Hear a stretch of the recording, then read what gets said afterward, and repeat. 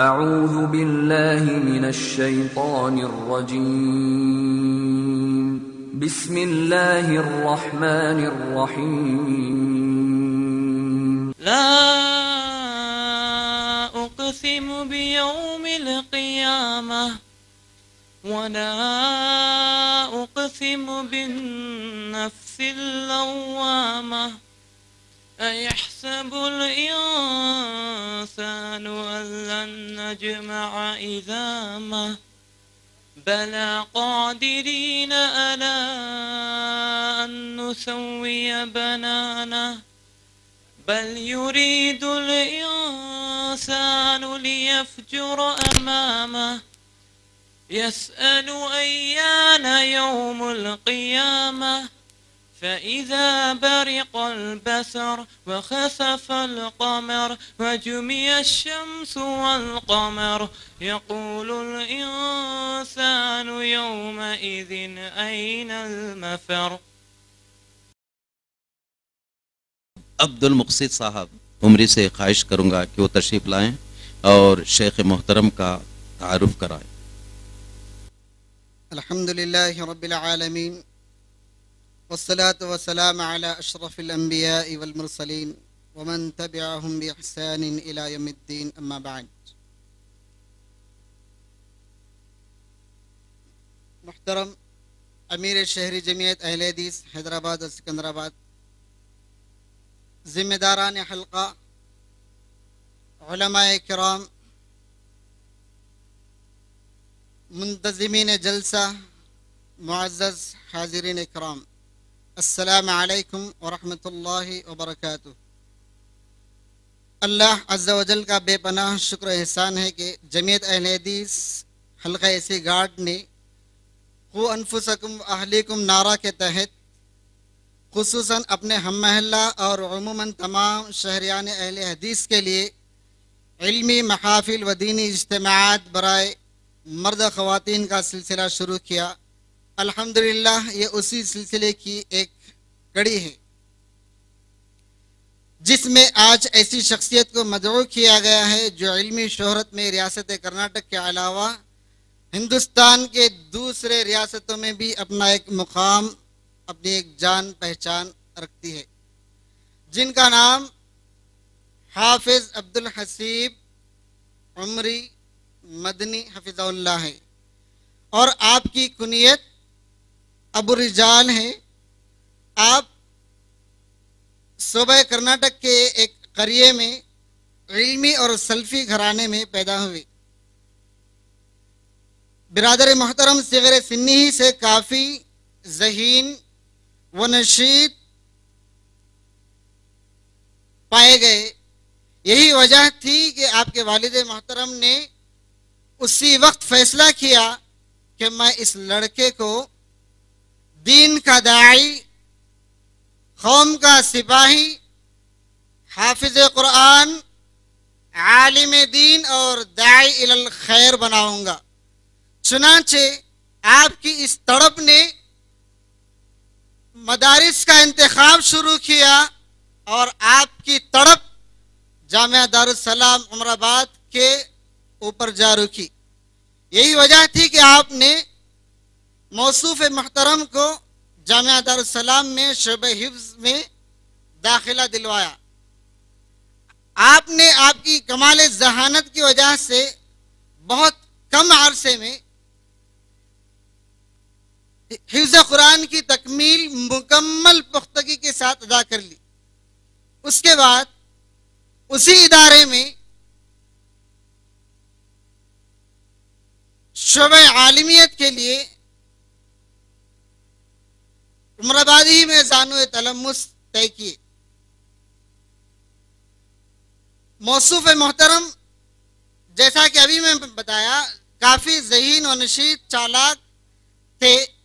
یہی وجہ تھی کہ آپ نے ابتدائی سے لے کر فضیلت تک کے مراحل میں درسیات کے علاوہ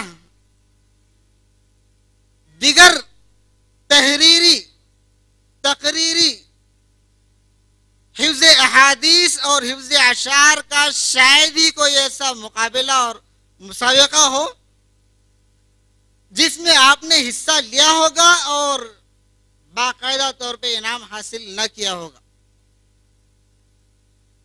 بہرکیف 1998 میں آپ نے شہر عمر آباد سے فراغت حاصل کرنے کے بعد اور مزید علم کی پختگی کے لیے مدینہ منورہ تشریف لے گئے۔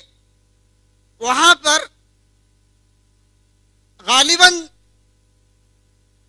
2001 یا 2002 کے ابتدائی میں مدینہ منورہ کے کلیت الحدیث میں تخصص فی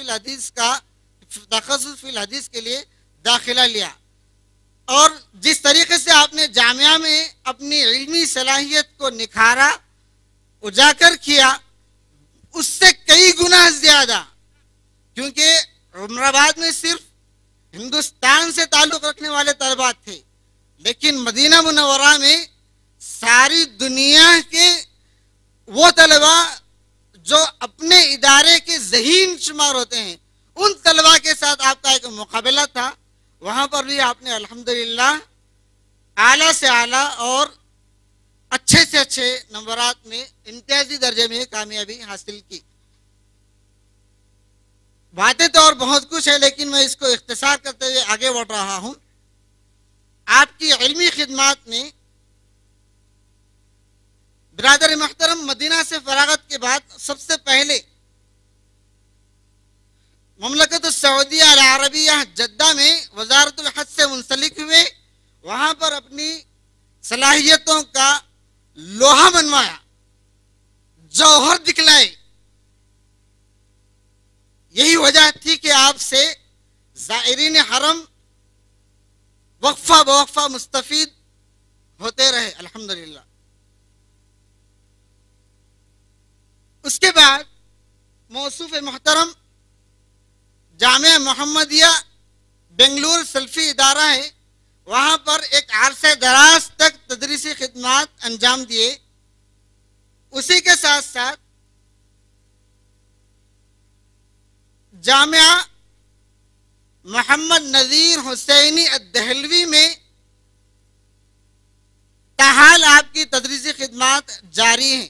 اس کو جاری رکھتے ہوئے آپ شہر بنگلور کی مسجد ابوبکر صدیق اور شہر ہسکوٹا کرناٹک کے مسجد چار مینار میں موقع بموقع دونوں جگہ حسب ضرورت جمعہ کے خطبوں کی فرائض انجام دیتے آ رہے ہیں۔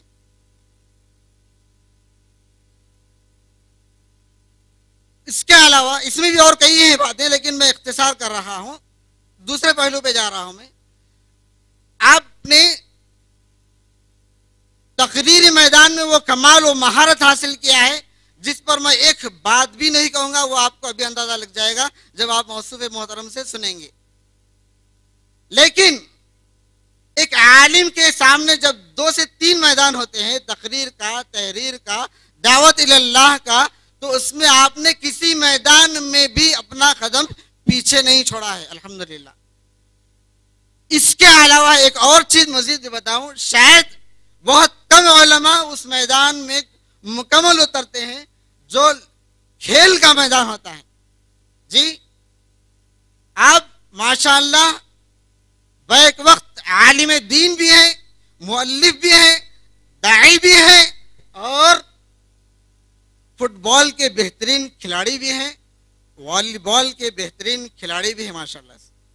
ایک عالم کو اس طریقے سے ہونا چاہیے، وہ مسجد و ممبر کے محراب تک مختص ہوئے بغیر اپنی صلاحیتوں کو دنیا کے ہر فیلڈ میں منوانا چاہیے، ہر فیلڈ میں جانا چاہیے، داخل ہونا چاہیے۔ بہرکیف اس کے علاوہ آپ کی تصنیفات میں کئی ایک ہیں، میں صرف 2-3 کا نام لیتا ہوں۔ عقیدہ اہل سنت والجماعت، آپ یقین مانیے اہل سنت والجماعت وہ نہیں جو ہندوستان میں اور خصوصاً حیدرآباد میں سمجھا جاتا ہے۔ اہل سنت والجماعت سلف صالحین کے عقیدہ اور منہج کو کہا جاتا ہے۔ ذرا اس کی وضاحت چاہیے تھی، اس لیے میں نے وضاحت کر دیا ہے۔ دوسری کتاب جو اس وقت کا اہم ترین موضوع بنا ہوا ہے، خصوصاً شبان میں، نوجوانوں میں، رؤیت ہلال کے دو فراموش پہلو، رؤیت ہلال کے دو فراموش پہلو، ایک آپ کی بہترین کتاب ہے جو منظر عام پہ آ چکی ہے، لوگ کافی فائدہ اٹھا رہے ہیں اور اپنے نظریے کو اس کتاب کے مطالعے کے بعد بدلتے جا رہے ہیں الحمدللہ۔ تیسری کتاب، کیا قرآن مجید کو سمجھ کر پڑھنا ضروری نہیں؟ اس کے علاوہ شہر بنگلور سے ایک مجلہ نکلتا ہے جس کا نام تذکرہ ہے، اس کا اداریہ بھی موصوف محترم ہی تحریر فرماتے ہیں، اسی کتاب سے مجھے آپ کی کنیت ملی ہے جو ابو الرجال کے نام سے جانی، اس کتاب میں جانا اور پہچانا جاتا ہے آپ کو۔ بہرکیف اور کئی باتیں ہیں، لیکن میں مزید آپ کو اور موصوف محترم برادر محترم جو میرے ہم درس بھی ہیں اور ہم عصر بھی ہیں، ان کو مزید آپ کے بیچ میں حائل نہیں ہوتے ہوئے آپ کو موقع دیتا ہوں۔ اللہ آپ کی علمی کوششوں کو، کاوشوں کو شرف قبولیت بخشے اور دنیا و آخرت کی کامیابی عطا فرمائے، آمین۔ وآخر دعوانا الحمدللہ رب العالمین، السلام علیکم ورحمۃ اللہ۔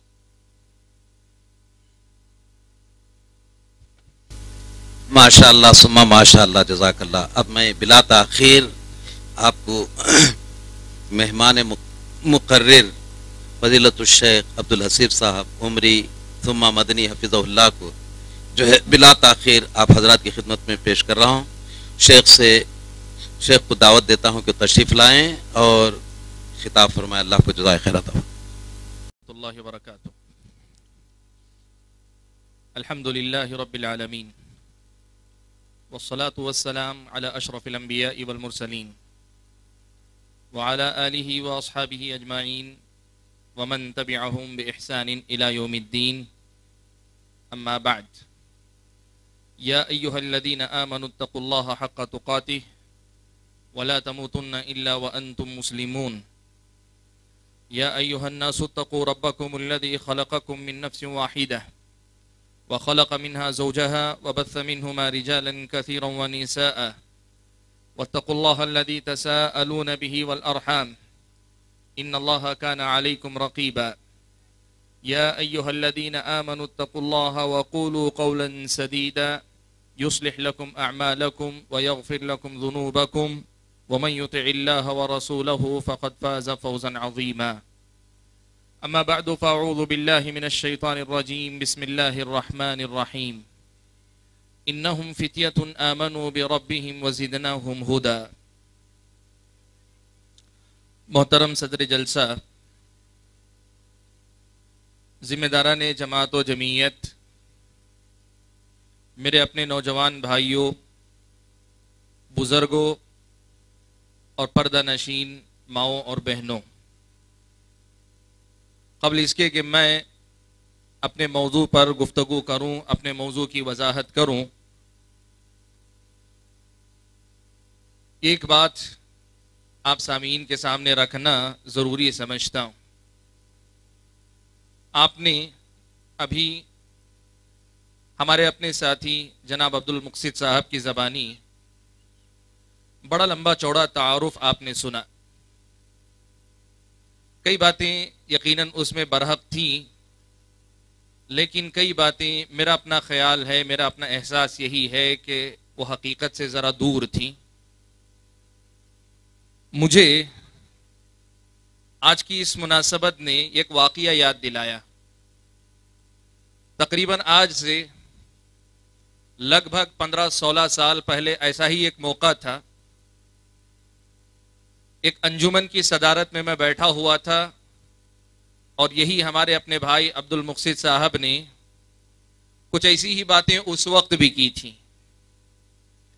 یہ ان کی محبت ہے کہ جتنا ہم ہیں وہ اس سے زیادہ ہمیں دیکھ رہے ہیں، ہم جیسے ہیں اس سے کہیں زیادہ ہمیں بڑا سمجھ رہے ہیں۔ میں نے اس وقت جب خطبہ صدارت دیا تھا تو میں نے ایک مصرع پڑھا تھا، آج مناسبت لوٹ کر آئی ہے تو وہی مصرع پھر سے پڑھتا ہوں، اور اس امید کے ساتھ کہ اگلی مرتبہ مجھے یہ مصرع پڑھنے کی نوبت نہ آنے پائے۔ میں نے پڑھا تھا، اس وقت کہا تھا کہ مجھ پہ احسان جو نہ کرتے تو یہ احسان ہوتا۔ میں اس بات کا قائل نہیں ہوں کہ تعارف کے نام پر مقرر کی اتنی لمبی چوڑی کھینچائی ہو کہ مقرر آپ سامعین کے سامنے کھڑے ہونے میں جھجک محسوس کرے اور خود اسے غلط فہمی ہونے لگے کہ پتہ نہیں تعارف میرا ہی ہو رہا ہے یا پھر کسی اور کا تعارف ہو رہا ہے، تعارف کروانے والے کو غلط فہمی ہو گئی۔ بالخصوص ہم اہل حدیث بھائیوں کا یہ مزاج ہے کہ ہم شخصیت پرستی کے مزاج سے ذرا دور ہوتے ہیں، تو میں یہ بات کہنا چاہوں گا کہ منہ پر ذکر کرنے کے بجائے پیٹھ پیچھے اگر آپ کوئی خوبی بیان کر دیں تو شاید بات نکل جائے، لیکن کسی کو مہمان بنا کر اس کے سامنے آپ اس کی تعریف کریں، یہ اچھی بات نہیں ہے۔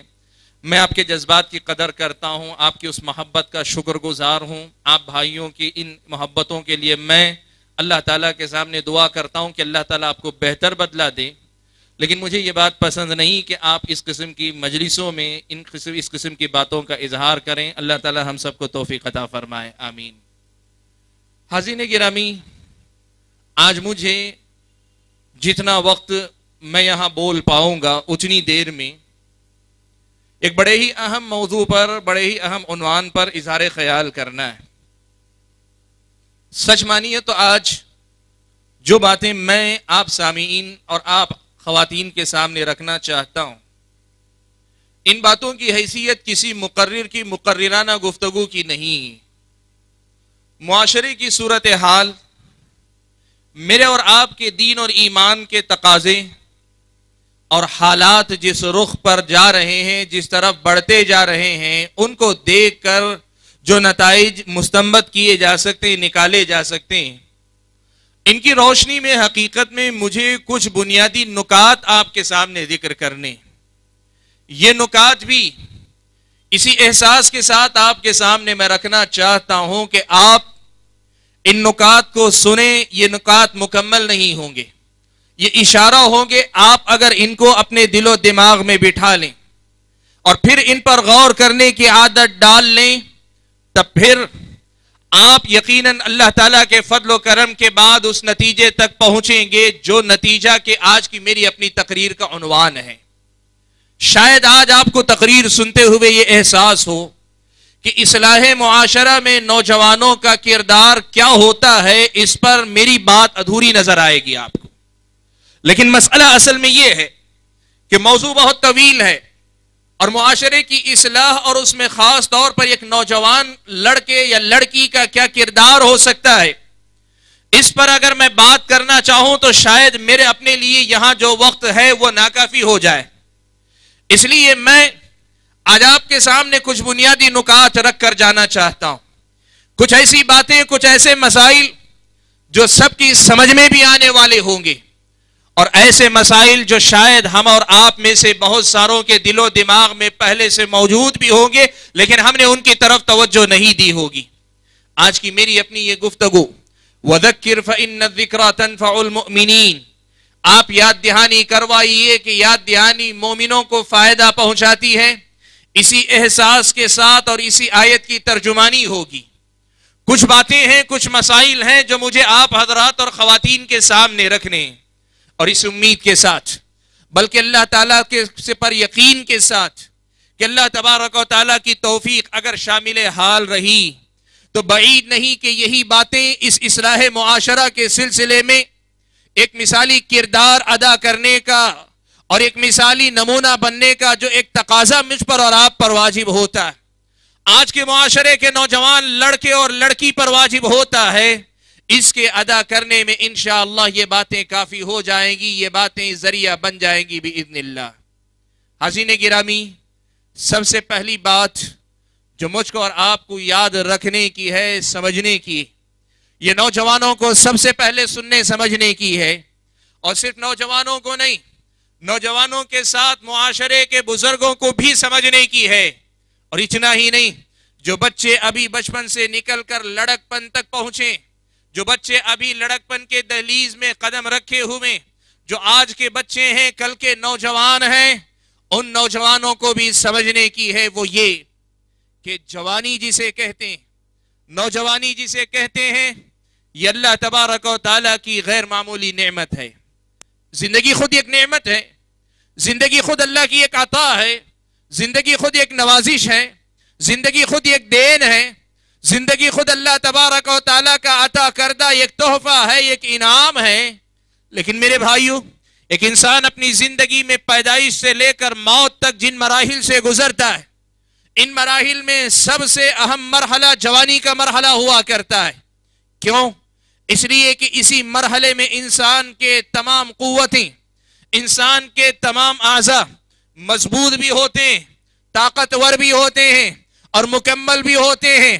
جوانی سے پہلے یہ ادھورے ہوتے ہیں، جوانی کے بعد یہ مختلف قسم کی بیماریوں یا کمزوریوں کا شکار ہو جاتے ہیں. جوانی ایک ایسا مرحلہ ہوتا ہے جس میں ایک انسان کی تمام صلاحیتیں، تمام قوتیں سوائے عقل کے کمزوری کے بجائے طاقتور ہوا کرتے ہیں. عقل انسان کی جوانی کے بعد مضبوط ہوا کرتی، لیکن جسمانی قوتوں کی جہاں تک بات کی جائے، تمام قوتیں انسان کے اندر جوانی کے مرحلے میں یوں سمجھیے کہ مکمل ہوتی ہیں، طاقت سے بھرپور ہوتی ہیں. شباب، جوانی طاقتور کی علامت ہے. انسان اپنے آپ کو جوان کہلانے میں فخر محسوس کرتا ہے. بچہ اپنے آپ کو جوان کہلانے میں فخر محسوس کرتا ہے. بوڑھا ہونے کے بعد بھی اپنے آپ کو جوان باقی رہنے میں اپنی شان سمجھتا ہے. کیوں؟ اسی لیے کہ جوانی کا مرحلہ ہی اصل میں انسانی زندگی کا رخ متعین کرتا ہے. آپ یہ بات یاد رکھیں، اللہ تعالیٰ کی طرف سے جو ہدایت اور گمراہی کا معاملہ ہے، یہ زندگی کے کسی بھی مرحلے میں ہو سکتا ہے. اللہ تعالیٰ کسی کو بھی زندگی کے کسی بھی مرحلے میں ہدایت دے سکتے ہیں. کسی بھی انسان کو اللہ تعالیٰ زندگی کے کسی بھی مرحلے میں گمراہ کر سکتے ہیں.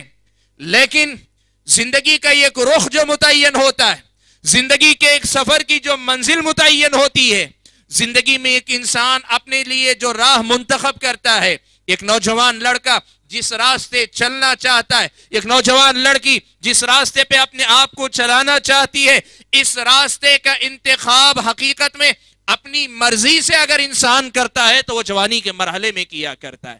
اسی لیے آپ اور میں اس بات کو بخوبی جانتے ہیں، سنتے ہیں کہ اللہ تبارک و تعالیٰ نے انسان کی جوانی کے سلسلے میں خاص تاکید فرمائی. پیارے نبی صلی اللہ علیہ وسلم نے انسان کو اپنی جوانی کی قدر کرنے اور اس کے سلسلے میں حساب و کتاب کی، اللہ تعالیٰ کے سامنے جواب دہی کی، اللہ تعالیٰ کے سامنے حاضری کے بعد خصوصی طور پر اس سے متعلق سوال کیے جانے کی تاکید اللہ کے نبی صلی اللہ علیہ وسلم نے فرمائی. اللہ کے نبی نے یہ بات بیان فرمائی، کہا لا تزول قدم ابن آدم حتی یسأل عن خمس.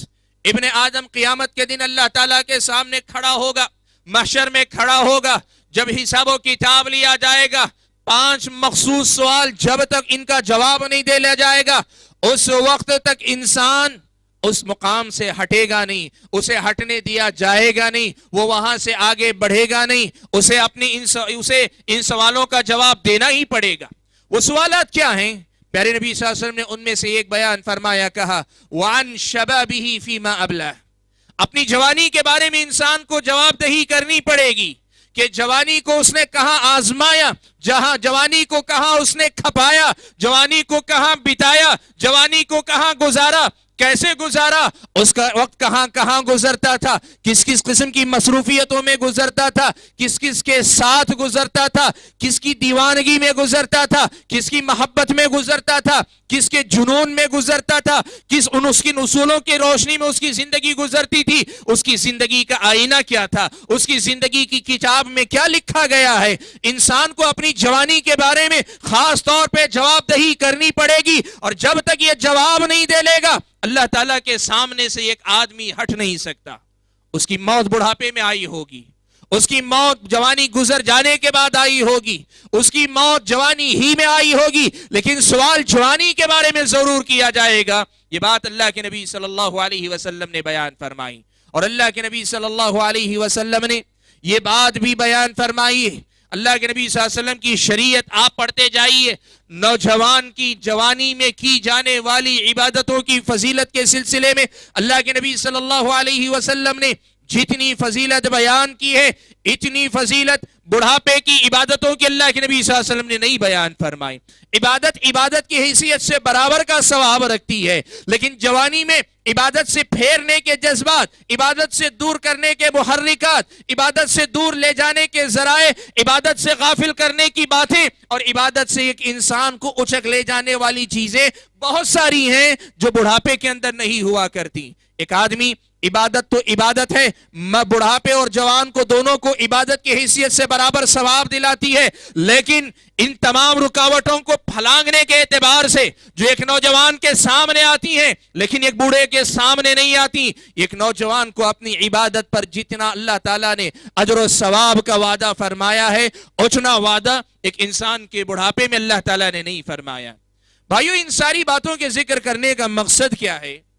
بنیادی مسئلہ میں یہ بتانا چاہ رہا ہوں کہ ہم اور آپ اس حقیقت کو جان لیں، اور اگر جانتے ہیں اپنے آپ کو یاد دلائیں، اور اگر یہ بات دماغ میں ہے اسے اپنے دل میں اتاریں، اور اگر دل میں بھی ہے اسے اپنے اعضاء اور جواری کے اندر ایک احساس کے طور پر اتار لیں، ڈھال لیں کہ ہم جوان ہیں تو ہمیں اپنی جوانی کی قدر کرنی، ہمیں اپنی جوانی کو سنبھالنا ہے، ہمیں اپنے جوانی کو اسلام کے رنگ میں رنگنے کی ضرورت ہے، اس لیے کہ کل جوانی کے بارے میں خصوصی حساب و کتاب مجھ کو اور آپ کو دیا جانا ہے.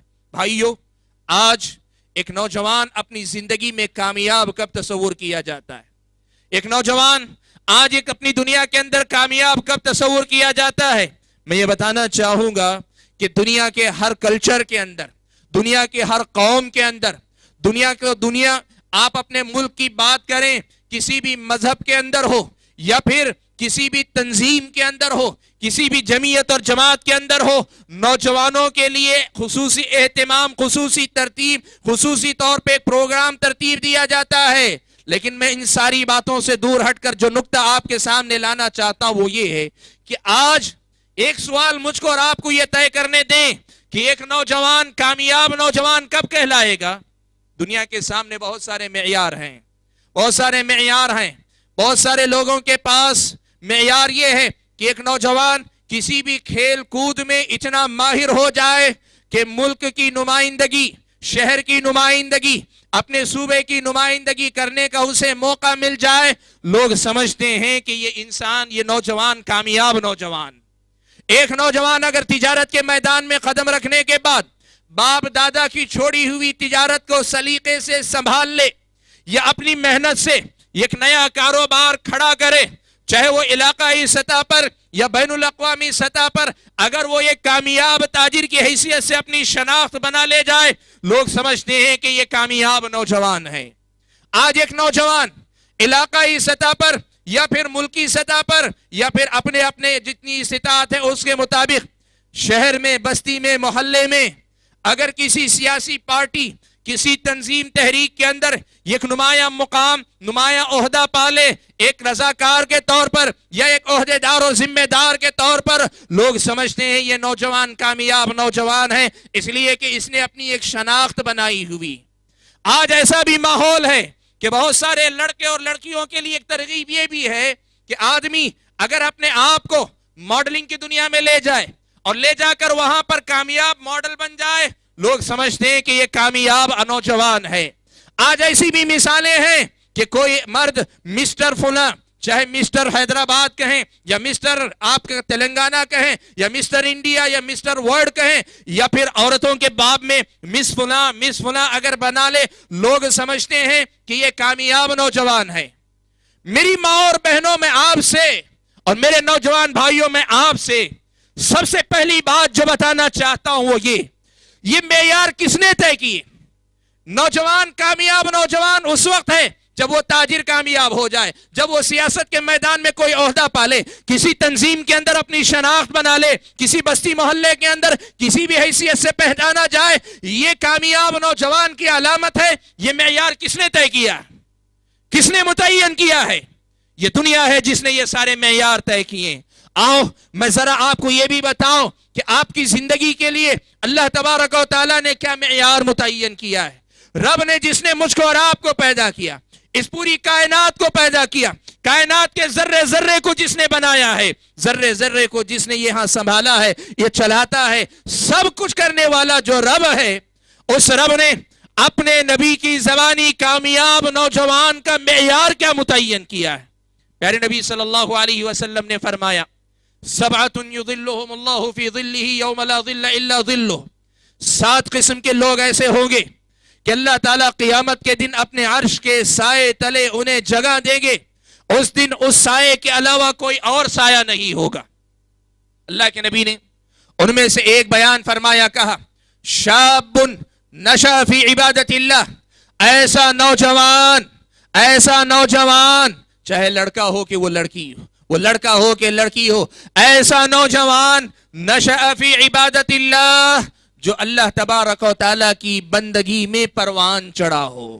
میرے بھائیو، سیدھا سا سوال، بات ایمان کی نہیں، ایمان تو ہم سبھی رکھتے ہیں کہ نبی کی ہر بات صحیح ہے، بات عمل کی ہے، اپنے آپ کو شعور میں اس بات کو بٹھانے کی، جگانے کی ہے، اپنے آپ کو احساس دلانے کی ہے۔ نبی نے ایک معیار متعین کیا، اللہ تعالیٰ کے حکم کے مطابق نبی نے معیار متعین کیا ہے، تم کامیاب نوجوان کب ہو، تم کامیاب نوجوان لڑکی کب ہو؟ اللہ کے نبی نے فرمایا شاب نشأ فی عبادت اللہ، ایسا نوجوان جس کی جوانی اللہ تبارک و تعالیٰ کی بندگی میں گزر گئی، جس کی جوانی اللہ تعالیٰ کی بندگی کا نمونہ بن گئی، جس کی جوانی اللہ تعالیٰ کی عبادت کے رنگ میں رنگ گئی، ایسا نوجوان جو جوان سے زیادہ اللہ کا غلام نظر آتا ہو، جو اللہ تبارک و تعالیٰ کا بندہ نظر آتا ہو، یہ کامیاب نوجوان کی کامیابی کا معیار اللہ کے نبی نے متعین کیا ہے۔ اور دنیا والو یہ بات بھی یاد رکھنا، اسلام جسے عبادت کہتا ہے وہ مسجد کے کسی کونے میں بیٹھ کر چند لمحے گزارنے کا نام نہیں۔ اسلام جس چیز کو عبادت کہتا ہے زندگی کے ہر میدان میں، زندگی کے ہر مسئلے میں، وہ بازار ہو، وہ کھیل کود کا میدان ہو، وہ گلی کوچے ہو، وہ گھر کے اندر کا ماحول ہو، وہ اس کے اپنے گھر بند کمرے کے معاملات ہو، انسان کے اپنے ذاتی معاملات ہو، زندگی کے سبھی معاملات، بلوغت کی دہلیز پر قدم رکھنے کے بعد سے لے کر زندگی کا آخری سانس لینے تک ہر مسئلے کو اللہ تعالیٰ کی رضا، اللہ کی خوشنودی، اللہ تعالیٰ کی مرضی اور اسی کے رنگ میں رنگ لینے کا نام اصل میں عبادت ہے۔ بھائیو، عبادت صرف نماز کا نام نہیں، صرف روزے کا نام نہیں، زکوٰۃ دینے کا نام نہیں، عبادت نام ہے اس چیز کا کہ زندگی کے سبھی معاملات اسلامی رنگ میں رنگ جائیں، یہی اصل میں عبادت ہے۔ اور ایک نوجوان کی جوانی کا کمال یہ ہے کہ اس کی جوانی عبادت کے رنگ میں رنگ جائے۔ سبحان اللہ۔ پہلا مسئلہ، پہلا پیغام میں نے آپ کے سامنے یہ دیا کہ انسانی زندگی میں جوانی کے مرحلے کی قدر کرو۔ اسی مسئلے سے جڑا دوسرا پیغام یہ دینا چاہتا ہوں کہ آپ اگر کامیاب نوجوان بننا چاہتے ہیں، آپ اگر مثالی نوجوان بننا چاہتے ہیں، آپ اگر مثالی نوجوان بننا چاہتے ہیں، تب پھر جو مثالی نوجوان کا کرائٹیریا ہے، جو معیار ہے، جو اوصاف ہیں، جو خصوصیات ہیں، یہ کس نے طے کیے یہ پہلے آپ دیکھیں۔ آج یہ بے حیا انسان کی نظر میں بے حیائی جتنی زیادہ انسان کرے گا وہ اتنا زیادہ باکمال نظر آئے گا، بے حیا کو بے حیائی پسند آئے گا۔ ایک تاجر انسان کو دنیا داری میں اگر دل لگ گیا تو جو آدمی دنیا داری میں باکمال نظر آئے گا وہی آپ کو باکمال نظر آئے گا۔ دنیا کے یہ سارے معیار ہیں، اللہ تعالیٰ کا متعین کردہ یہ معیار ہے۔ یہ طے کرو سب سے پہلے کہ تمہیں کون سا معیار عزیز ہے، تمہیں کس معیار پہ اپنے آپ کو پرکھنے کی ضرورت ہے، کس معیار پر اپنے آپ کو جانچنے کی ضرورت ہے۔ یہ سب سے پہلا مسئلہ ہے جو مجھے اور آپ کو طے کرنے کی ضرورت ہے۔ آج اصل مسئلہ یہی، ہم نہیں جانتے کہ ہماری اپنی زندگی میں اصل پہچان میری اور آپ کی کیا ہے۔ یاد رکھنا، دنیا میں عزت اور شان و شوکت اور اپنی پہچان کے بہت سے نمونے، بہت سے پہلو ہو سکتے ہیں، بہت سے میدان ہو سکتے ہیں، لیکن جو عزت اسلام سے اللہ تعالیٰ دیتے ہیں وہ عزت کسی اور راستے سے نہیں دیتے۔ یہ ایمان کی بھی بات ہے اور یہ میرے اور آپ کے روز مرہ کے معمولات کی بھی بات بننی چاہیے۔ اسلام سے محبت کرو، دین سے محبت کرو، اس لیے کہ جو دین سے محبت کرتا ہے وہ ایک اچھا مسلمان بنتا ہے، اور ایک اچھا مسلمان ایک اچھا انسان ہوتا ہے۔ اور یہی سے اس موضوع کو بھی سمجھ لینا۔ میرا عنوان ہے اصلاح معاشرہ میں نوجوانوں کا کردار۔ اصلاح معاشرہ میں نوجوانوں کا کردار۔ جب اس موضوع پہ بات کی جاتی ہے عام طور پر لوگ یہ کہتے ہیں، یہ بتاتے ہیں کہ نوجوانوں کے پاس ایسا پروگرام ہونا چاہیے، ویسا پروگرام ہونا چاہیے، نوجوانوں کی کمیٹیاں بننی چاہیے، نوجوانوں کو اپنے معاشرے کے اندر فلاں اور فلاں کارنامہ انجام دیا جانا چاہیے۔ یاد رکھو، اگر بات اصلاح معاشرہ کی آتی ہے، اصلاح معاشرہ کے لیے کسی لمبے چوڑے فلسفے کی ضرورت نہیں، کسی لمبی چوڑی پلاننگ کی ضرورت نہیں۔ سب سے بنیادی نقطہ یہ ہے کہ نوجوان دوسرے کی اصلاح کی فکر کرنے سے پہلے خود کی اصلاح کی فکر میں لگ جائے، یہیں سے معاشرہ خود بخود سدھرنے لگ جائے۔ آج یہ بات یہ سمجھنے کی ضرورت ہے، لوگ جب معاشرے کی اصلاح کی بات کرتے ہیں تو ہمیشہ یہ کہتے ہیں کہ ہمارے نوجوانوں کو معاشرے کی بیواؤں کی فکر کرنی چاہیے، ہمارے نوجوانوں کو معاشرے میں جو لڑکیاں غیروں کے ساتھ بھاگتی پھرتی ہیں ان کی فکر میں لگنی چاہیے، ہمارے نوجوانوں کو قوم و ملت کے مسائل میں دلچسپی لینی چاہیے۔ یہ بات یاد رکھو، بات اگر اصلاح معاشرہ کی ہے، بات اگر معاشرے کو سنبھالنے کی ہے، یہ بنیادی نقطہ یاد رکھو۔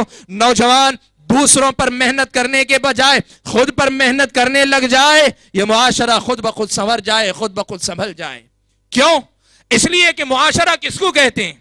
معاشرہ 10 لوگوں کے سے مل کر بنتا ہے۔ ایک اچھے گھر کی تعمیر کے لیے اچھی اینٹ ضروری ہے، اچھے جو ہے ساز و سامان کی ضرورت ہے۔ آدمی اگر ساز و سامان ڈپلیکیٹ استعمال کرے، نقلی ساز و سامان استعمال کرے، 2 نمبر کا سامان استعمال کرے، عمارت کتنی ہی خوبصورت بظاہر بن کے تیار ہو جائے، ایک موسم آئے گا عمارت کی حقیقت دنیا کے سامنے کھل کر آ جائے گی۔ بالکل یہی معاملہ ہے، نوجوان اگر خود بخود سدھر جائیں اور نوجوان آپس میں اگر ایک دوسرے کے ساتھ مل کر پھر معاشرہ بنائیں، سالم نوجوان سالم معاشرے کی پہلی بنیاد ہوا کرتے ہیں۔ اس لیے جو بات آپ کو پیغام کے طور پہ دینا چاہتا ہوں وہ یہ ہے کہ بھائیو، اصلاح معاشرہ کی جب ہم بات کر رہے ہیں تو کسی لمبی چوڑی منصوبہ بندی سے پہلے ایک نکاتی ایجنڈا، صرف ایک نکاتی ایجنڈا، صرف ایک مسئلہ، صرف ایک چیلنج، صرف ایک مسئلہ اپنی زندگی میں رکھنا، اور وہ یہ ہے کہ میں اپنی جوانی کو اسلام کے رنگ میں رنگوں گا اور اسی میں اپنے لیے فخر محسوس کروں گا۔ یہ اپنے لیے چیلنج لے لو۔ تم نے اگر اس چیلنج کو اچیو کر لیا، تم نے اگر اس چیلنج کو پا لیا، اپنی اس منزل کو طے کر کے اس تک پہنچنے میں کامیابی حاصل کر لی، معاشرہ خود بخود سدھر جائے گا، معاشرہ خود بخود سدھر جائے گا۔ آج اصل مسئلہ یہی ہے کہ لاکھ کوششوں کے باوجود اثر دکھائی تو دیتا ہے لیکن اتنا نہیں جتنا کہ دنیا واقعی معنوں میں دیکھنا چاہتی۔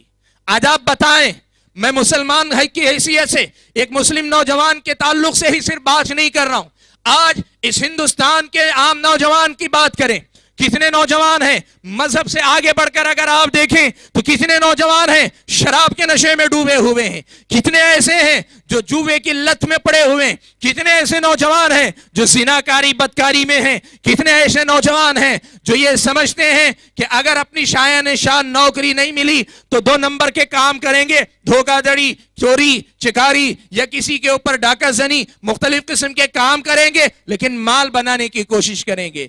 آج معاشرے کو کی اصلاح کی جب بات کی جا رہی ہے، ہمارا یہ پیغام ہے کہ نوجوان کو خود سدھرنے کی دعوت دی جائے، نوجوان کو خود سنبھلنے کی بات کی جائے، اور نوجوان جوانی میں چیلنج پسند کرتا ہے، نوجوان جوانی میں اپنے لیے خود کے لیے ایک چیلنج پسند کرتا ہے۔ آج کے نوجوان کو سمجھایا جائے، بتایا جائے کہ تمہارا چیلنج خود تمہارے اپنے آپ سے ہے، کہ تم اپنے آپ کو جیت پاتے ہو کہ اپنے آپ سے ہار جاتے ہو، یہی تمہارا اصل امتحان ہے۔ بھائیو، معاشرہ کے سلسلے میں یہی بنیادی پیغام مجھے آپ کو دینا ہے، اور وہ نقطہ یہ ہے کہ آپ اور میں، نوجوان بھائی اور بہنیں، میری اپنی مائیں اور بہنیں، اپنی جوانی کو ایک چیلنج کے طور پر لیں اور یہ طے کریں کہ جوانی اپنے جذبات کے ساتھ، جوانی اپنے حوصلوں کے ساتھ، جوانی اپنے ولولے کے ساتھ، جوانی اپنے جوش کے ساتھ، جوانی اپنے جذبات کے ساتھ لاکھ جوش مارے، لیکن تیرا جوش میرے ہوش کے تابع رہے گا۔ جوانی عام طور پہ ہوش سے خالی ہوتی ہے، لیکن اسلام جو ہوش مندی کا سبق دیتا ہے، ہماری جوانی اس ہوش مندی کے رنگ میں رنگی رہے گی۔ یہ چیلنج اگر ہم نے لے لیا تو پھر یقین یقین مانے یہ معاشرہ سدھر گیا, یہ معاشرہ سنبھل گیا, یہ معاشرہ سنور گیا, یہ معاشرہ آباد ہو گیا. اور پھر اس معاشرے کا ہر نوجوان ایک مثالی نوجوان ہوگا. پھر اس معاشرے کا ہر نوجوان اس آسمان کا چمکتا ستارہ ہوگا جس آسمان میں اندھیرا بہت ہے, لیکن لوگ ان ستاروں کو دیکھ کر کل کی صبح سورج طلوع ہونے کی امید نہیں بلکہ یقین لیے ہوئے رات گزارتے ہیں. میری ماں اور بہنوں اور میرے اپنے بھائیوں, اصلاح معاشرہ میں نوجوان کا کردار کیا ہونا چاہیے, اس سلسلے میں اس بنیادی نقطے کو بیان کرنے کے بعد مزید 2-4 نکات آپ کے سامنے میں ذکر کرنا چاہتا ہوں. سب سے پہلا نقطہ جو اس سلسلے میں دینا چاہتا ہوں وہ یہ کہ آج ایک بڑی غلطی ہم سے اور آپ سے ہوتی ہے, اور یہ میرا خطاب خاص طور پہ میرے اپنے بزرگوں سے اور ان بھائیوں سے ہے جو خود جوان ہیں لیکن ان کے اپنی گودوں میں قوم کے نونہال پل رہے ہیں. وہ میری مائیں اور بہنیں جن کی گود میں چھوٹے چھوٹے بچے آج بھی ہیں, میرا یہ پیغام جو اب دینے جا رہا ہوں ان سے ہے, یاد رکھیں یہ نہیں ہو سکتا کہ آپ بچپن سے لے کر جوانی کی دہلیز پر قدم رکھنے تک ہر قسم کی بے راہ روی کی آپ چھوٹ دے دیں بچوں کو, ہر قسم کی بے راہ روی کے لیے آزادی دے دیں بچوں کو. آپ بچوں کو بے ترتیب چھوڑ دیں, بے تربیت چھوڑ دیں, آپ بچوں کی طرف سے لاپرواہی اختیار کر لیں اور پھر اچانک آپ یہ امید رکھیں کہ جوان ہونے کے ساتھ وہ ٹھیک ہو جائیں گے, سنبھل جائیں گے, سدھر جائیں گے. اگر یہ سوچ آپ کے دل و دماغ میں ہے یہ آپ کی خام خیالی ہے. یہ بات یاد رکھیں, جوانوں کو سدھارنے کی ابتدا ان کے اپنے بچپن اور لڑکپن سے ہوتی ہے. صحیح تربیت گھر کے ماحول کے اندر دینے کی کوشش کریں. صحیح تربیت کا اہتمام ماں اپنی گود میں کرے, باپ اپنے گھر میں کرے, خاندان قبیلہ اپنے خاندان قبیلے ماحول میں کرے. بستی محلے کے لوگ اپنی بستی کے نو عمر لڑکے ہیں, کم عمر لڑکے ہیں, ان کی صحیح تربیت کا انتظام کریں. کیوں؟ اس لیے کہ جو آج کے لڑکے ہیں وہی کل کے نوجوان ہیں. یہ نہیں ہو سکتا کہ آج بچے شریر ہوں, بے لگام ہوں اور بسا اوقات حد سے زیادہ بڑی ہوئی بے راہ رویوں کا شکار بھی ہوں اور جوانی کی دہلیز پہ قدم رکھنے کے ساتھ وہ سدھر جائیں, سنبھل جائیں, معاشرے کا ایک صالح عنصر بن جائیں, معاشرے کے لیے مفید بن جائیں, معاشرے میں ان کی حیثیت غیر معمولی بن جائے. یہ ہو ہی نہیں سکتا, یہ ہو نہیں سکتا. بچوں کی صحیح تربیت صحیح اور بہتر نوجوان نسل کی ضمانت ہے. بچوں کی صحیح تربیت صحیح اور مثالی نوجوان نسل کو پیدا کرنے کی کنجی ہے. اصل محنت آپ کو اور مجھ کو اس وقت کرنی ہے جب یہ بچہ جوان ہو کر میدان میں جائے, اس سے پہلے اسے اخلاق کا پتہ ہو, اسے آداب کا پتہ ہو اور ان سے آگے بڑھ کر اسے ایمان کا پتہ ہو, اسے عبادتوں کا پتہ ہو, اسے رب کی معرفت حاصل ہو, اسے نبی کی پہچان حاصل ہو, اسے اسلام سے محبت ہو, اسے دین پر عمل کرنے کے سلسلے میں خوشی ہو, وہ محسوس کرے کہ اسلام میری شناخت ہے. یہ جذبہ جب تک صحیح تربیت کے ذریعے بچوں کے اندر نہیں اتارا جائے گا, جوانی کی دہلیز میں قدم رکھنے کے بعد ایک نوجوان کا واپس لوٹ کر صحیح رخ پر آنا بہت مشکل ہو جائے گا. میری ماں اور بہنوں اور میرے اپنے بزرگوں, اپنے بچوں کی صحیح تربیت کی طرف توجہ دو, اپنے بچوں کی صحیح تربیت کی فکر کرو کہ اس سے حقیقت میں نوجوان نسل صحیح نکلتی ہے. صحیح معنوں میں مثالی نوجوان لڑکے اور مثالی نوجوان لڑکیاں نکلتی ہیں. اس حقیقت کو زندگی بھر یاد رکھو. اور میرے بھائیوں, اگلا پیغام, اگلی بات جو میں آپ کے سامنے رکھنے جا رہا ہوں, یہ میرے اپنے نوجوان بھائیوں اور بہنوں سے سیدھے خطاب ہے. بھائیوں, ایک بات آپ کو بتانا چاہتا ہوں, میرے نوجوان بھائیوں اور میری اپنی بہنوں, میں آپ کو یہ پیغام دے رہا ہوں, یہ بات یاد رکھو. دنیا نے ہمیں یہ بتایا ہے اور ہم سب یہ اکثر و بیشتر زبانوں سے اپنے کہتے بھی ہیں. ہم یہ سمجھتے ہیں کہ بچپن لڑکپن یہ ماں باپ کی باتیں سن کر گزارنے کا ہے. جوانی کی دہلیز میں قدم رکھنے کے ساتھ ہماری سوچ یہ ہے کہ ہم آزاد ہیں, ہم آزاد ہیں, ہمیں کچھ کہا نہ جائے, ہمیں اپنی مرضی سے زندگی گزارنے دی جائے, ہمیں اپنے کیریئر کے بارے میں ڈیسائیڈ کرنے کا اختیار ہو, ہمیں اپنی زندگی کا طرز متعین کرنے میں آزادی ہو. ہم آزاد ہیں اپنے سبھی معاملات کے اندر. میری بھائیوں اور میری اپنی بہنوں, میرے اپنے نوجوان دوستوں, ایک بہت بڑی سچائی یاد رکھنا. اگر تم مسلمان ہو اور یقیناً تم مسلمان ہو انشاءاللہ, تب پھر اس حقیقت کو یاد رکھنا, جوانی دنیا کے اعتبار سے آزادی کی ابتدا ہے, اسلام کے اعتبار سے جوانی پابندی کی ابتدا ہے. جوانی پابندی کی ابتدا ہے. کیوں؟ اس لیے کہ اسلام مجھ کو اور آپ کو یہ بتاتا ہے کہ بندہ جب جوان ہوتا ہے، جوانی کی دہلیز پہ قدم رکھتا ہے، وہ بالغ ہوتا ہے تو اسلامی شریعت کا وہ مکلف ہوتا ہے. وہ بالغ ہوتا ہے تو اسلامی شریعت کا مکلف ہوتا ہے. دنیا کہتی ہے، دنیا بتاتی ہے کہ جوانی آزادی کی ابتدا ہے. اسلام بتاتا ہے کہ جوانی پابندی کی ابتدا ہے. اور ایمان کی بات یہ ہے کہ ہم اور آپ کم از کم اس حقیقت کو نہ بھلائیں کہ ہم جوان ہو کر آزاد نہیں ہوتے، اللہ تبارک و تعالیٰ کے غلام ہوتے ہیں. اور دوسری بات جو اسی نقطے سے جڑی آپ نوجوان بھائیوں سے میں کہنا چاہتا ہوں، یہ غلط فہمی ہے تمہاری، غلط سوچ ہے تمہاری. تمہیں کسی نے دھوکہ دیا ہے کہ جوانی میں تم جوانی کی دہلیز پہ قدم رکھنے کے ساتھ تم آزاد ہوتے ہو. نہیں، اگر ذرا گہرائی سے دیکھو تو آزادی کے نام پر تمہیں غلام بنایا جا رہا ہے. نوجوان بھائیوں، میری اپنی نوجوان بہنوں، اس حقیقت کو یاد رکھنا، تمہیں آزاد نہیں کیا جا رہا ہے.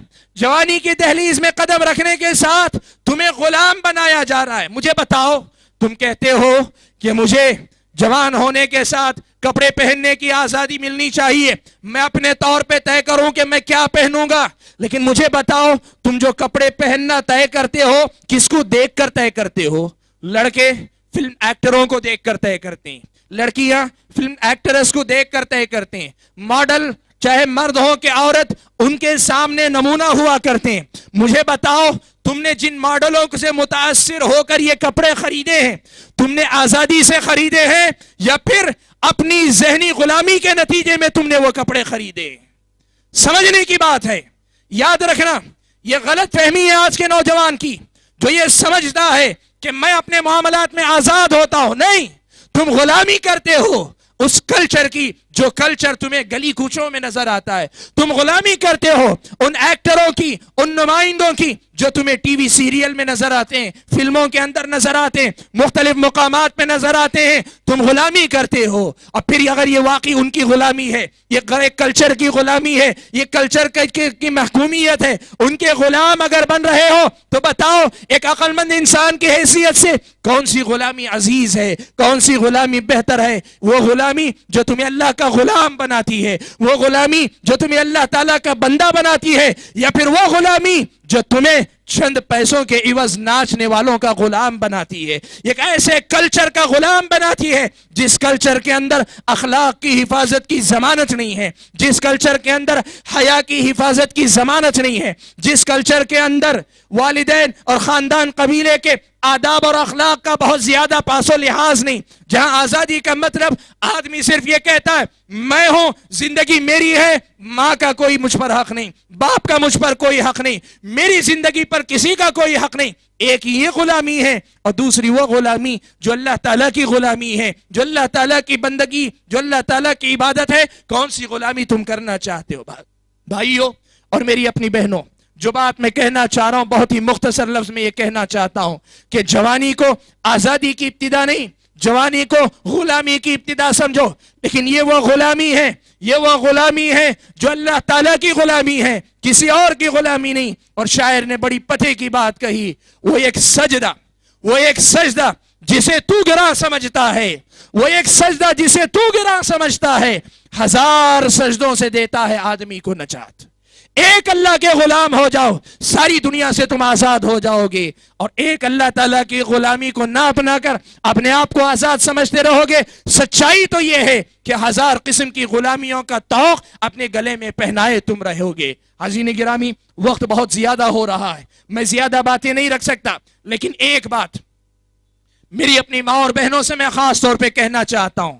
میری اپنی نوجوان بہنوں اور میری اپنی ماؤں اور بہنوں، آپ سے میرا خطاب یہ ہے کہ اس وقت اصلاح معاشرہ کی جب بات کی جا رہی ہے، آپ کو میں یہ بات بتانا چاہوں گا کہ اسلام میں جو معاشرہ بنتا ہے اس معاشرے میں زیادہ دار و مدار عورت پر ہے. ایک صالح معاشرہ اسلامی شریعت کی روشنی میں تشکیل پائے، اس میں ایک مسلمان عورت کا کردار سب سے زیادہ ہوتا ہے. اور بدقسمتی سے اس وقت مسلمان عورت مغربی دنیا کے نشانے پر جس قدر زیادہ ہے، آج سے پہلے اس قدر زیادہ مسلمان عورت کبھی نہیں تھی. آج آپ کے سامنے یہ بات بتانے میں شاید آپ تعجب نہ کریں اگر میں کہوں آپ کے سامنے کہ آج مسلمان عورت کو مساوات مرد و زن کہ عورت اور مرد دونوں کے دونوں برابر ہیں. مطلب یہ کہ مرد کو جیسے آزادی ہے عورت کو بھی آزادی ہے. مرد جو کرتا ہے عورت کو بھی وہ سب کرنے کی چھوٹ ہونی چاہیے. مرد بھی آزاد ہے عورت بھی آزاد ہے, دونوں برابر ہیں. اس نام پر آج اس قدر زیادہ مسلم عورت سے اس کی اپنی حیا, اس کا اپنا جو ہے اس کی اپنی اوڑھنی, اس کی اپنی چادر, اس کے اپنے اخلاق, اس کا اپنا کردار, اس کی اپنی عفت اور پاک دامنی اور اس کے اپنے اخلاق کو جس قدر زیادہ خطرے سے دوچار کرنے کی کوشش کی جا رہی ہے, اس قدر زیادہ کوشش آج سے پہلے نہیں ہوئی. میں زیادہ تفصیل میں جانا نہیں چاہتا, دو نکات بتانا چاہتا ہوں. میری ماں اور بہنوں, دنیا اگر تم سے یہ کہتی ہے, اگر تمہیں یہ بتاتی ہے مرد آزاد ہیں, تم قیدی ہو, مردوں کو آزادی ہے, تمہیں اللہ تعالیٰ نے پابند کر کے رکھا ہے, تو کبھی اس دھوکے میں ہرگز مت آنا. کیوں؟ اس لیے کہ جو لوگ یہ بات کہتے ہیں ان کی مجبوری یہ ہے کہ وہ مسلم معاشرے کی عورت کو لیتے, مغربی معاشرے کے مرد کو لے کر اس کے ساتھ موازنہ کرتے. مغربی معاشرے کا مرد آزاد ہے, اس پہ کوئی پابندی نہیں, وہ پوری طریقے سے آزاد ہے. وہ چاہتے یہ ہیں, وہ بتانا چاہتے ہیں دیکھو مرد اتنے آزاد ہیں, وہ سب کچھ کر سکتے ہیں, پھر تم کیوں خواہ پابندی میں رہا کرو. میری ماں اور بہنوں, اگر ذرا باریکی سے تم دیکھو, تمہارا موازنہ واقعی معنوں میں اگر مسلمان مرد سے کیا جائے, مسلم عورت کا موازنہ مسلم عورت سے اگر کیا جائے, تو یہ انصاف کی بات تم دیکھو گی کہ اللہ تعالیٰ نے نہ مرد کو آزاد چھوڑا ہے نہ عورت کو آزاد چھوڑا ہے. مرد بھی پابند ہے, عورت بھی پابند ہے, مرد بھی پابند ہے, عورت بھی پابند ہے. بس فرق یہ ہے کہ میدان اللہ نے جو متعین کیا ہے, اس اعتبار سے آزادی اور پابندی کا معیار اللہ تعالیٰ نے الگ الگ متعین کیا. یہ تصور کہ مرد آزاد ہے عورت پابند ہے, یہ مغربی دنیا کی غلط فہمی ہے جو یہ اس دنیا میں عام کی جا رہی ہے. سچائی یہ ہے کہ اسلام کی نظر میں مرد بھی پابند ہے عورت بھی پابند ہے. بس اللہ تعالیٰ نے دونوں کو اس لیے دنیا میں بھیجا ہے کہ اللہ نے جس کی جو ذمہ داری متعین کی ہے وہاں رہ کر وہ اپنی جنت کو کمانے کی کوشش کرے. مرد کی زیادہ تر ذمہ داریاں اللہ تعالیٰ نے گھر سے باہر رکھی ہیں, اس لیے مرد کو گھر سے باہر نکلنے کی آزادی اللہ نے دی ہے, لیکن مرد گھر سے باہر آزاد نہیں, وہ جنت کی تلاش کر رہا ہے. عورت کی زیادہ تر ذمہ داریاں اللہ تعالیٰ نے گھر کے اندر رکھی ہیں, اس لیے اللہ تعالیٰ نے جنت اس کی گھر کے راستے سے رکھی ہے. اللہ تعالیٰ نے عورت کو بھی پابند رکھا ہے. میری ماں اور بہنوں, دنیا کے دھوکے میں مت آؤ, سچائی آج ایک بتانا چاہتا ہوں. یاد رکھو اللہ تعالیٰ نے ایک مسلمان عورت کے لیے جنت جس قدر آسان رکھی ہے, ایک مسلمان مرد کے لیے جنت اتنی آسان نہیں ہے. آپ یہ سچائی یاد رکھنا, پورے اسلام کا گہرائی سے جائزہ لے کر دیکھنا.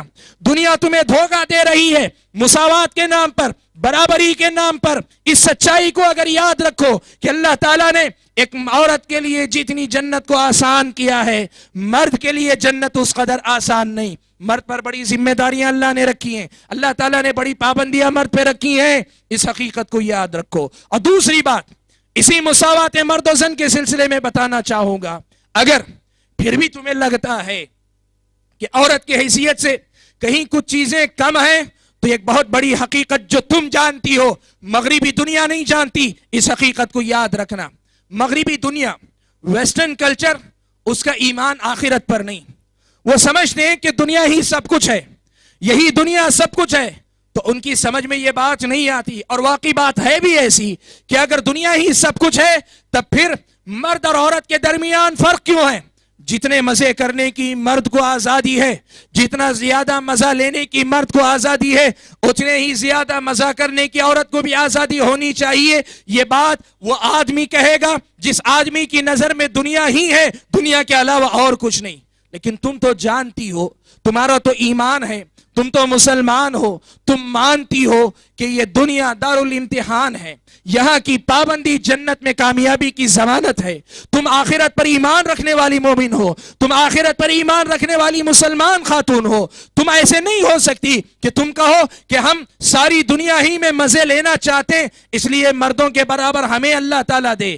یاد رکھو اللہ تعالیٰ نے دنیا کے اندر پابندیوں کی یہ باتیں کی ہیں، لیکن پوری اسلامی شریعت کھنگال کر دیکھ لو، آخرت میں اللہ تعالیٰ نے ایسا کوئی فرق نہیں رکھا کہ مرد کو اگر 10 درجے ملیں گے عورت کو 5 درجے ملیں گے، ایسے اللہ تعالیٰ نے نہیں رکھا۔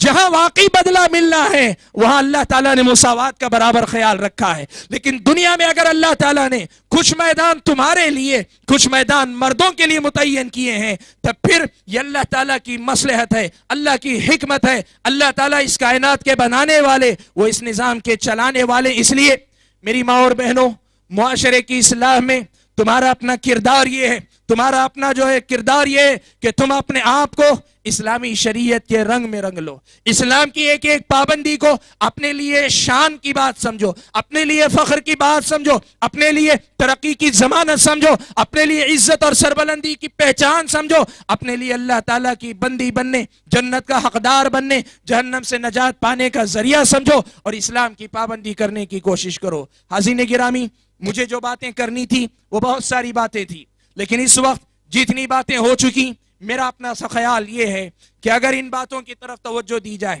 ان بنیادی نکات پر اگر محنت کی جائے تو یقین مانے وہ دن دور نہیں جب معاشرے کا نوجوان نہ صرف یہ کہ خود صالح ہوگا، خود نیک ہوگا، خود ایک بہتر عنصر ہوگا، بلکہ وہ 4 لوگوں کی اصلاح کرنے کے قابل خود بخود ہو جائے گا۔ اللہ سے دعا کیجئے کہ اللہ تعالیٰ مجھے آپ سبھی حضرات اور خواتین کو جو باتیں کہی سنی گئی ہیں کہنے اور سننے سے زیادہ عمل کرنے کی توفیق عطا فرمائے، اس معاشرے کے نوجوانوں کی اللہ تعالیٰ اصلاح فرمائے، معاشرے کا صالح عنصر لڑکوں اور لڑکیوں دونوں کو اللہ تعالیٰ بنائے، اللہ تعالیٰ اسلام کو ہماری شناخت بنائے، اسلام کو ہمارا فخر بنائے، اسلام ہی سے اللہ تعالیٰ ہمیں دنیا میں سربلندی عطا فرمائے، آخرت میں کامیابی سے ہم کنار فرمائے۔ آمین وآخر دعوانا ان الحمدللہ رب العالمین، والسلام علیکم ورحمۃ اللہ وبرکاتہ۔